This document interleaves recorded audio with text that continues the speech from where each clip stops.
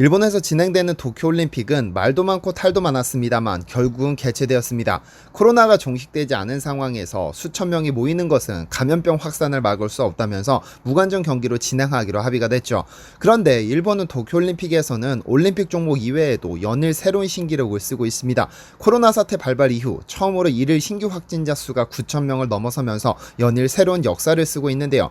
여기에 더해 수영장 수지를 두고 똥물이라는 비판이 제기되고 일본 대표팀 부동의 에이스 코가 사리나라는 미녀 배구 선수가 대표팀 코치의 품에 안겨 경기장을 떠나는 등 경기 외적인 요소에서도 일본답지 않은 미비한 점들이 매일같이 발견되고 있습니다.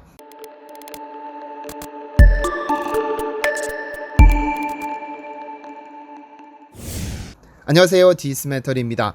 라이벌이라는 용어가 있습니다. 같은 목적을 지녔거나 같은 분야에서 종사하면서 최고가 되기 위해 겨루는 두 인물을 거론할 때 흔히 사용됩니다. 때는 바야흐로 1984년 LA 올림픽이 한창인 미국에서는 전 국민이 기대하고 고대하는 최고의 경기를 눈앞에 두고 있었습니다.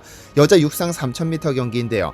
지금 현재는 여자 3000m 종목이 사라졌지만 LA 올림픽에서는 가장 뜨거운 종목이었습니다. 왜냐면 이 경기에 두 명의 앙숙이 출전했기 때문이죠. 뛰어난 미모와 실력을 바탕으로 미국인들의 전폭적인 지지를 받던 메리 데커는 1983년 헬싱키 세계 육상 선수권을 석권하며 여자 육상 장거리의 최강자로 군림했습니다. 그런데 메리 데커만큼이나 전 세계적인 관심을 집중시킨 선수가 있습니다. 바로 졸라버드라는 선수인데요. LA 올림픽 당시 18살에 불과했던 그녀는 메리 데커가 가지고 있던 5000m 세계 신기록을 경신하며 혜성처럼 등장했습니다.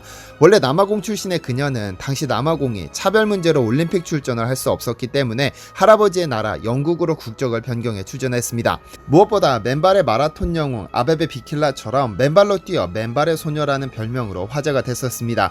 이미 두 선수의 신경전은 라커룸에서부터 시작됐습니다.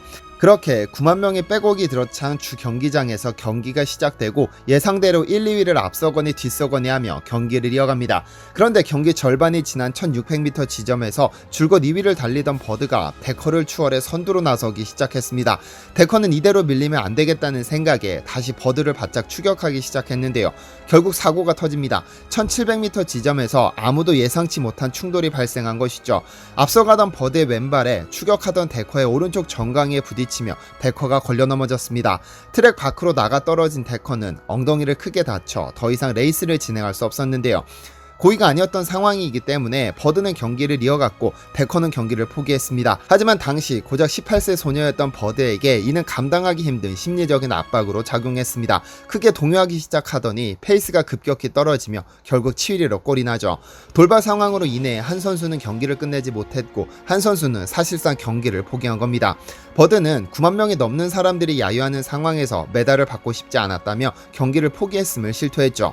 평생 단 한 번밖에 볼 수 없다며 어마어마한 관심을 끌었던 라이벌 경기가 이렇게 허망하게 끝나고 말았습니다. 그런데 선수들 간의 경기는 개인적인 감정으로 끝날 수 있지만 여기에 국가라는 단어가 개입되는 순간 좀 더 흥미진진한 요소가 생겨납니다. 말도 많고 탈도 많았던 도쿄올림픽이 개막하고 연일 메달 소식이 쏟아지고 있습니다. 그 가운데 유독 관심을 끄는 경기는 한일전입니다. 평소에는 관심 없던 종목도 한일전이 열린다고 하며 모든 사람들의 관심을 받습니다. 여기에 축구나 야구와 같은 인기 종목이 열릴 때는 평균 시청률이 30%를 훌쩍 넘기기도 하고 실시간 검색어 장악은 물론 경기 후에도 일면의 대서특필로 등장하죠. 한일전에서는 감독도 선수도 시청자도 같은 감정으로 임합니다.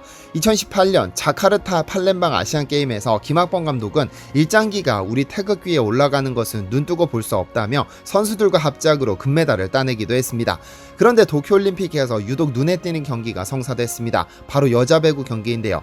김연경의 마지막 올림픽으로도 잘 알려진 이 도쿄올림픽은 그녀에게 특별한 의미를 가집니다. 바로 메달 획득을 위한 마지막 국제 경기가 될 테니까요. 김연경은 세계에서 가장 배구를 잘하는 여자로 알려지며 여자 배구의 메시로 불리기도 했습니다. 가는 팀마다 우승 트로피를 안기는 우승 청부사였고 각종 타이틀을 섭렵했죠. 한국이 4위를 차지했던 2012년 런던 올림픽에서는 4위에 그쳤음에도 대회 전체 MVP를 수상하기도 했습니다. 그런 그녀에게 남은 마지막 꿈은 오로지 올림픽 메달입니다. 그 한 가지 목표를 위해 대폭의 연봉 삭감까지 받아들이며 한국 무대로 복귀하기도 했는데요. 그리고 1년 연장된 도쿄올림픽에 출전해 일본 대표팀과 맞붙게 되죠. 7월 31일 일본 도쿄의 아리아케 아레나에서 열린 조별리그 A조 4차전 일본과의 경기에서 한국은 세트스코어 3대2로 혈투 끝에 일본을 잡아냈습니다. 그리고 8강전에 직행하게 됐죠. 일본 여자 배구 대표팀은 세계에서 가장 강하다고는 할 수 없으나 한국보다는 객관적인 전력에서는 앞선 것으로 평가됩니다. 국제배구연맹에 따르면 세계 랭킹 1위는 미국입니다. 뒤이어 2위 브라질, 3위 중국, 4위 터키, 그리고 5위가 일본입니다. 한국은 이태리, 네덜란드, 러시아 등에 이은 14위에 랭크되어 있습니다. 객관적인 전력에서 우위에 있는 일본을 맞이해 한국 대표팀은 1세트를 25대 19로 가져갔고 2세트를 일본에 내주고 말았죠. 3세트에서는 20대 21로 끌려가다 김연경이 해결사로 나섰습니다. 연이은 공격 성공과 블로킹 등으로 24대 22로 역전에 성공했고 김연경이 마무리하면서 3세트를 가져왔죠. 홈팀인 일본도 쉽게 물러서지 않았습니다. 4세트 접어들어 한국의 체력 및 집중력 저하를 노출하면서 그 틈을 파고들어 4세트를 가져갔죠. 결국 마지막 5세트로 접어듭니다. 15점으로 경기가 끝나는 이 경기에서 일본의 4세트 기세를 꺾지 못하면서 패배 위기까지 내몰렸습니다. 12대 14로 매치 포인트에 밀린 한국은 일본이 1점만 더 내면 그대로 패배였는데요. 하지만 한국이 기어이 드라마를 만들어냈습니다. 박정아 선수가 연속 득점으로 14대 14 원점으로 만들어 놓더니 일본의 공격 범실로 매치 포인트를 선점한 뒤 박정아가 승부의 마침표를 찍는 득점을 올리며 일본을 눌렀습니다. 불과 5분도 안 되는 시간 동안 한국 대표팀은 일본에게 드라마 같은 역전을 일궈낸 겁니다. 특히 주장으로 활약했던 김연경은 양팀에서 가장 많은 30점을 폭발시키면서 해결사 노릇을 톡톡히 해냈고 박정아 선수가 15점, 양효진 선수가 12점을 뽑는 등 두루두루 훌륭한 경기를 펼쳤습니다. 그런데 이날 일본 대표팀의 경기에서 지긴 했으나 가장 많은 스포트라이트를 받았던 선수는 일본의 부동의 에이스 코가 사리나 선수입니다. 경기 중계 내내 일본 대표팀을 비출 때는 여지없이 그녀를 비췄죠. 그도 그럴 것이 이 선수가 일본 선수들 중에서는 27득점을 올리며 에이스로 톡톡히 활약했기 때문이죠. 한국의 김연경 선수가 있다면 일본에는 코가 사리나가 있다고 할 정도로 라이벌 관계를 형성하고 있었습니다. 그런데 이 코가 사리나 선수는 조별리그 첫 경기 최약체 케냐와의 경기에서 의도치 않게 도쿄올림픽을 세계적인 망신거리로 만들어버렸습니다. 원한 것은 아니겠지만 결과가 그렇게 되었죠. 7월 25일 도쿄 아리아케 아레나에서 열린 여자 배구 A조 조별리그 1차전, 일본은 최약체 케냐를 맞이해 3대 0으로 완승을 거뒀습니다. 그런데 이 경기는 일본 대표팀에게 득보다는 실이 많은 경기였는데요. 대표팀 부동의 에이스 코가 사리나 선수가 심각한 발목 부상을 당하고 말았죠. 이날 경기 3세트에서 코가 사리나는 블로킹을 하기 위해 점프를 뛰었다가 착지하는 과정에서 상대 선수의 발을 밟았고 오른쪽 발목이 꺾이면서 쓰러졌습니다. 발목을 접질리고 말았는데요. 그런데 문제는 그 후에 발생합니다. 보통 올림픽과 같은 대형 스포츠 이벤트에는 부상 선수 보호 차원에서 항상 의료진과 함께 들 것을 준비시킵니다. 그런데 코가 사리나 선수가 쓰러지고 동료 선수들이 빨리 들어오라고 손짓했음에도 경기장 어디에서도 이를 발견할 수 없었습니다. 결국 일본 코치진 한 명이 직접 경기장으로 들어가 코가 사리나를 거의 안다시피 해서 경기장 밖으로 나갔죠. 경기 후 진행된 인터뷰에서 붓기가 상당히 심해 가벼운 부상이 아닐 것 같다고 말하기도 했는데요. 그런데 이 장면이 전 세계에 생중계되면서 도쿄올림픽 조직위원회의 준비 부족이 입방에 오르내렸습니다. 한 네티즌은 연습 경기도 아니고 자국에서 열리는 최고의 스포츠 이벤트에 의료진도 들 것도 없느냐며 비판했습니다. 이제껏 그 어떤 올림픽 경기에서도 코치가 부상당한 선수를 안고서 퇴장하는 경우는 없었습니다. 영국의 한 네티즌은 해당 동영상을 공유하면서 역대 최악의 올림픽이라는 비판도 서슴지 않았죠. 결국 그녀는 이후 두 경기에 결장한 후 한국과의 라이벌전에 등장해 27득점이라는 에이스에 걸맞은 활약을 펼쳤습니다. 그런데 도쿄올림픽의 문제점은 비단 여기에서 그치지 않습니다. 올림픽 경기가 펼쳐질 야외 수영장 수질에서 악취가 난다며 똥물에서 수영해야 하느냐는 불만이 쏟아져 나왔죠. 미국 블룸버그 통신은 트라이애슬론과 마라톤 수영 등 야외 수중 경기가 진행되는 오다이바 해변에서 악취가 진동한다는 기사를 내보냈습니다. 그러면서 2년 전에도 이곳은 국제 트라이애슬론 연맹이 정해둔 대장균 기준치의 2배가 넘는 수치가 검출돼 장애인 트라이애슬론 대회가 취소됐다며 도쿄는 이후 퇴색적인 이미지를 회복하기 위해 과감한 조치를 취했지만 그 노력에도 불구하고 아직까지도 악취가 난다고 했습니다. 폭스 스포츠는 이를 두고 오다이바 해변의 수질은 똥물이라고 강하게 비판하기도 했는데요.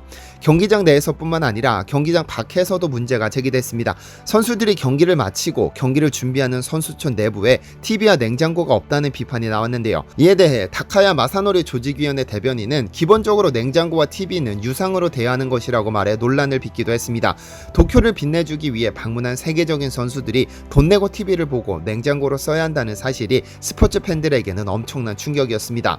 선수촌의 가장 큰 문제가 됐던 것은 아무래도 골판지 침대였습니다. 각국 대표 선수들은 난생 처음 보는 골판지로 만든 침대를 쓴다는 것이 황당했습니다.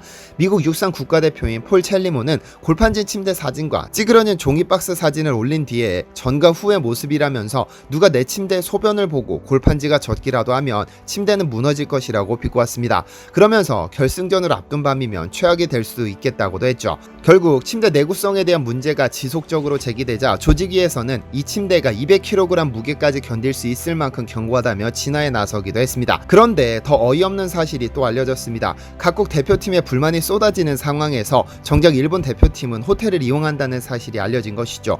교도통신에 따르면 탁구, 유도, 레슬링 등 메달권이 유력한 대표팀 선수들은 선수촌이 아닌 외부 시설을 이용하고 있다고 알려졌습니다. 이번 도쿄올림픽은 개최하지 않는 것이 적절하다는 의견에도 일본 정부는 1년 늦춰 개최하는 대안을 제시할 정도로 개최에 적극적이었습니다.